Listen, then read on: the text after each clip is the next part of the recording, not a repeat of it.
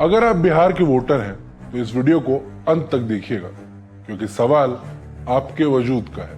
बिहार में विधानसभा चुनाव होने वाले हैं। बिहार की जनता बरसों के कुशासन राज से तंग आ चुकी है और प्रधान प्रचारक की रैलियों का हाल देखकर रामाधीर सिंह कह रहे हैं कि तुमसे ना हो पाएगा।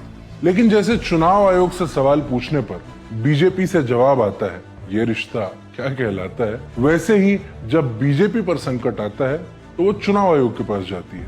तो चुनाव आयोग ने नया शाही फरमान जारी किया है तो ये बीजेपी मैच फिक्सिंग सीरीज का एक नया चैप्टर, लेकिन इसका नाम रखा गया है विशेष गहन पुनरीक्षण। तो देखिए इसमें होगा क्या।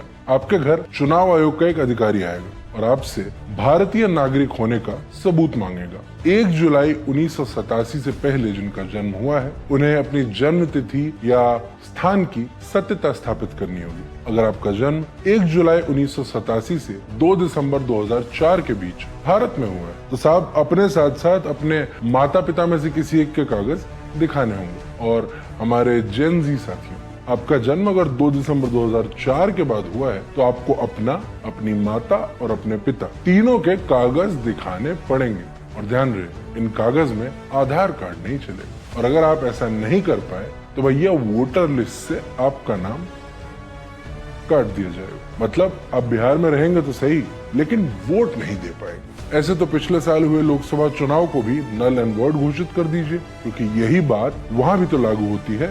एक तो पिछली बार ऐसा पुनरीक्षण 22 साल पहले हुआ था, उसको पूरा होने में 2 साल लग गए थे। चुनाव आयोग कहना चाहता है कि वही काम अलबत्ता और ज्यादा जनसंख्या के साथ बिहार में 1 महीने में कर देंगे। बिहार में मानसून के मौसम में जिसका 73% इलाका बाढ़ प्रभावित रहता है, आदमी ऐसे में अपनी जान बचाए या आपके लिए कागज ढूंढता फिरे। चुनाव आयोग बीजेपी के 3 बंदर की तरह है।